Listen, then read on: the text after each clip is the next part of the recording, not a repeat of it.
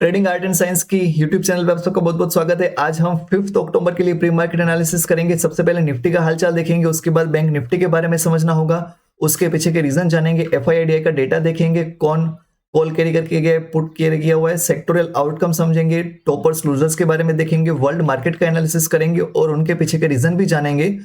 Oil और gift Nifty की movement को ट्रैक करेंगे, स्टॉक में किस में शॉर्ट और किस में लॉन्ग बिल्डअप हुआ है वो देखेंगे, आज की कुछ अपकमिंग इवेंट के बारे में समझेंगे और फाइनली टेक्निकल एनालिसिस कर पूरे वीडियो को खत्म करेंगे। तो ज्यादा बातें ना करते चलो स्टार्ट करते हैं। सबसे पहले निफ्टी देखो, खुला बहुत बड़ा गैप डाउन, पूरे दिन थकाया, 12 बजे तक लो लगा करके फिर बाइंग कर दी जबरदस्त और फ्लैट ही बंद कर दिया।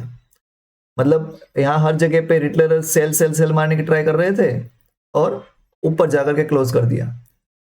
बैंक निफ्टी उससे भी भयंकर, गैप डाउन खुलने के बाद पूरे दिन पका दिया। निफ्टी में तो फिर भी थोड़ा सा ऊपर आया था, बैंक निफ्टी में तो ना तो ऊपर आ रहा था ना तो नीचे जा रहा था। उसके पीछे के रीजन देख लेते हैं।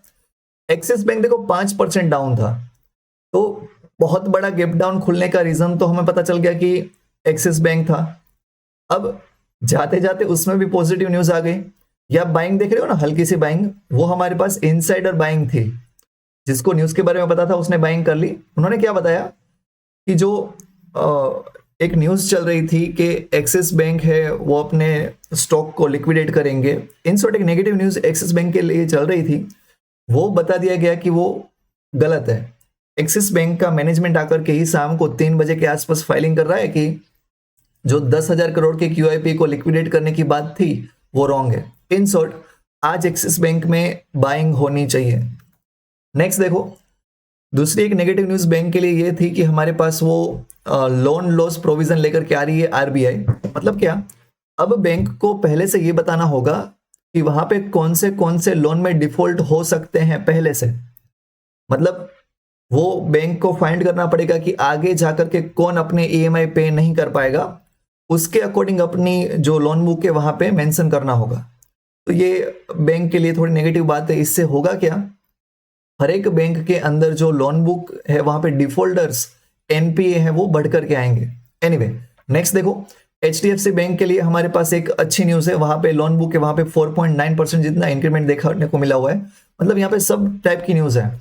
एचडीएफसी और एक्सिस के लिए पॉजिटिव न्यूज है क्योंकि ये फेक न्यूज के चलते गिरा था, तो रिकवर भी होना चाहिए। आरबीआई की वजह से एक पूरा नेगेटिव बात है, लेकिन ये कल के कल नहीं आया हुआ है, पहले भी ये बातें चल ही रही थी।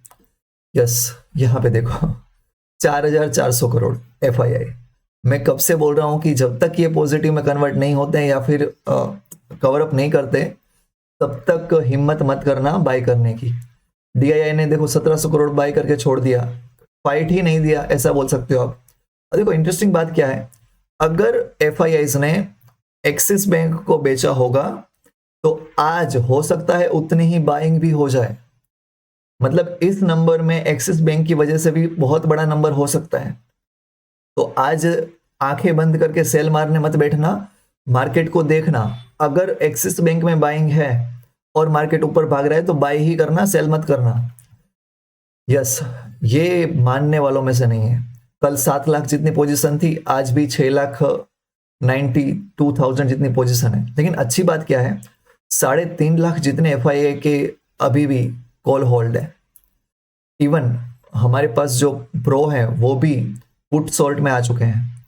तो धीरे धीरे करके डेटा ऐसा बन रहा है कि अभी कभी भी वो एक बार के लिए दे दनादन ऊपर लेकर के जाएंगे। इस नंबर को आप बहुत ध्यान से मत देखना, हो सकता है कि ये हमारे पास बहुत ही out of the money put है, सिंपली अगर बहुत ज्यादा मार्केट गिर रहा है तो उसको कवर करने के लिए। एनीवे 11 स्टॉक अप थे, 37 डाउन थे। आईटी एफएमसीजी अप था, बाकी गवर्नमेंट बैंक को पीटा गया है, auto down, oil down. Toppers हमारे पास अदानी एंटरप्राइज था 3% के साथ। एक्सिस बैंक ऑब्वियसली 4.5% जितना डाउन चल रहा था। वर्ल्ड मार्केट में देखो तो इंग्लैंड एक बहुत बड़ा डाउन था, बाकी सब कुछ फ्लैट है या पॉजिटिव है। अमेरिकन मार्केट यहां से गुड न्यूज निकल करके आ रही है। ये डाउ है वो 125 पॉइंट बढ़ा हुआ है, एसएनपी के अंदर 0.8% जितना बाइंग हुआ है। लेकिन ब्राजील अभी भी थका हुआ है। ब्राजील थकेगा किसकी वजह से, एफआईआई की वजह से। यस, एशियन मार्केट अभी फ्लैट ओपनिंग दिखा रहे हैं। जापान में थोड़ी सी बाइंग है, 200 पॉइंट जितना आप दिखा रहा है। ट्रेजरी बॉन्ड यील्ड हल्का सा डिक्रीज हुई, तो ये हमारे लिए अच्छा है। यस, यहां से तो हरियाली हरियाली आ रही है। इंडियन इंडियाज की बात करें अगर, तो वहां पे Infosys 2.5%, HDFC bank 3%, ICICI bank 0.5%, Wipro 1.25%। तो अगर आज मार्केट हमारा ऊपर की ओर भाग रहा है तो आज मेहरबानी करके सेल मत करना। इतने दिनों से तो हम सेल कर ही रहे थे, जब मार्केट नीचे जा रहा था हमको सेल करना था। अगर मार्केट आज ऊपर भाग रहा है तो बिंदास बाय की ओर बैठना, सेल में नहीं जाना है, नहीं जाना है, नहीं जाना है। और ऐसा भी नहीं है कि टॉप पे लेना है, जैसे ही हमारे पास करेक्शन है in short buy on the dip करने के चांस बन सकते हैं आज। डाउ फ्यूचर देखो हमारे पास थोड़े बहुत झटके लेकर के ऊपर ही जा रहा है।